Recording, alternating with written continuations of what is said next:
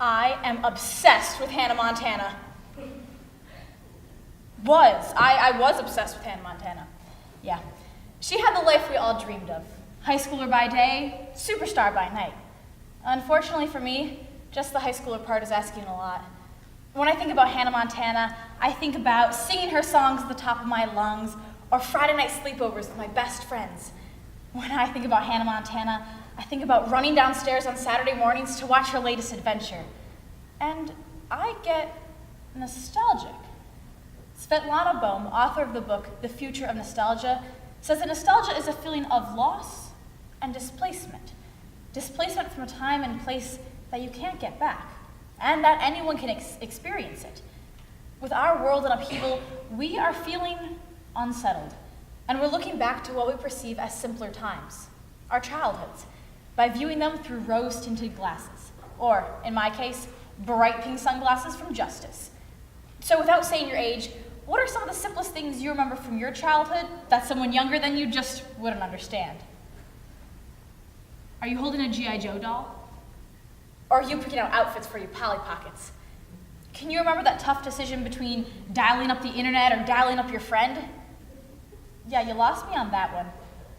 But today, let's dial back and explore what nostalgia is. Then we will confront how businesses are exploiting it for profit and how it's hurting our relationships, before finally realizing that nostalgia has the power to give us the best of both worlds by reconciling our past and by looking to the future. We've all experienced nostalgia, and past experiences are exactly the best way to describe it. Nostalgia is an emotion because no one could describe it physically until recently. A study at the University of Surrey in October of last year has found physical proof for nostalgia.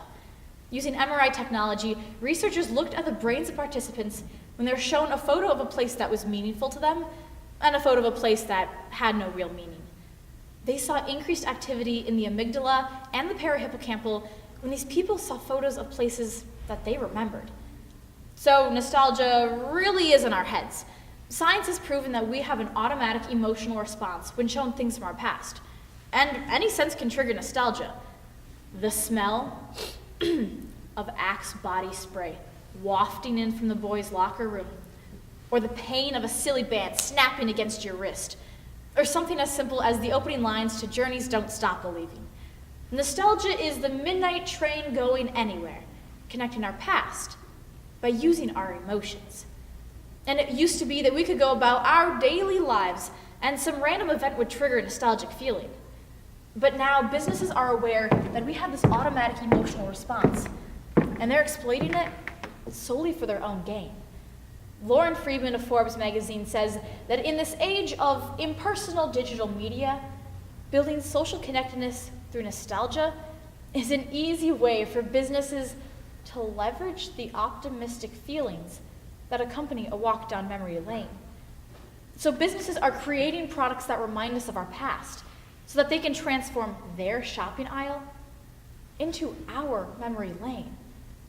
In addition to fashion companies bringing back styles from the 80s and 90s, major companies like Netflix and Disney have jumped on the bandwagon by creating remakes and revamps of our favorite shows. If you're a Full House fan in the 80s, you now can watch Fuller House. If Beauty and the Beast is your all-time favorite movie, there's now a live-action version, and it has Emma Watson. And if you thought Star Wars was something that was going to be left in a galaxy far, far away, you clearly haven't been in the toy aisle at Target. These products are meant to induce nostalgia, but this isn't nostalgia itself. It's simply businesses tricking us into thinking we can buy our childhoods. Christian Kovner, president of K-Squared Strategies, a major marketing firm, says that typically we do see nostalgia marketing in unsettled times. But today, marketers are using nostalgia as a way to claim authenticity and real, long-time relationships with consumers. Relationships that aren't really there. Having our nostalgia artificially produced is bringing us back to the past, making us stuck in the nostalgia, and making many of us begin to believe that things were better back then and can't get better now. When we turn on the TV to look at current events, we want nothing more than to pretend that it's the plot of the next Avengers movie.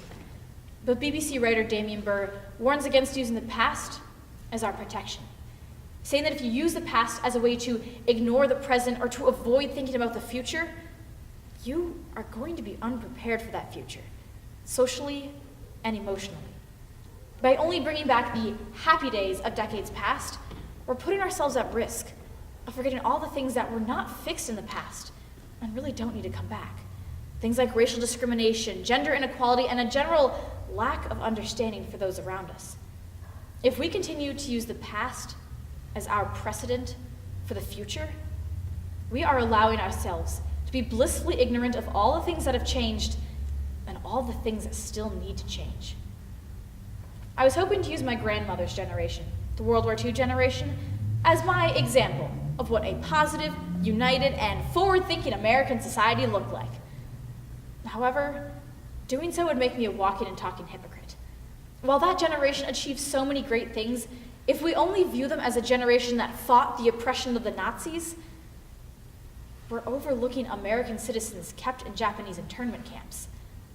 Our rose-tinted glasses go beyond our own memories to entire histories that are not seen as equal to the main narrative. So, what can we do to not recreate, but to create a healthy balance of nostalgia in our lives and communities? It may seem ironic, but the solution comes from the past. Where does that nostalgia stem from, and what action does it provoke? The easiest way to overcome manipulative nostalgia marketing is to take a step back and understand what memory are they trying to sell you and not buying into it. For example, if I were to go to Walmart and see Hannah Montana merchandise on sale, I would be extremely tempted to buy it all and recreate my shrine to her in my room. However, the healthy way to deal with that nostalgia would to understand what part of that memory am I truly missing, and instead give my middle school friends a call. If your nostalgia is based off of a memory that you and another individual share, that is a powerful thing. 2 years ago, my mom created a Pinterest board and labeled it Good Old Times, and she began adding images of things she remembers from her childhood.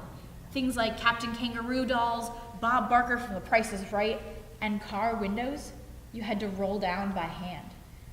She then began sharing these images with my grandmother, who was battling Alzheimer's, but it was never about the products themselves. The minute she recognized an image and began telling a story from her life, my grandmother was back, even if for a short amount of time. And now when my mom looks back on that memory, she won't be thinking about what a great company Pinterest is or that she needs these products. She'll be thinking that that was one of the last real conversations she had with her mom, and that's something she's going to want to keep with her forever. Nostalgia is not a marketing scheme, and it is not our excuse to ignore what's going on in the world today. It gives us the opportunity to see everything that's gone wrong in the past so we can make corrections in the future. That way we can become that American society that is positive, united, and forward-thinking. An American society that doesn't need rose-tinted glasses.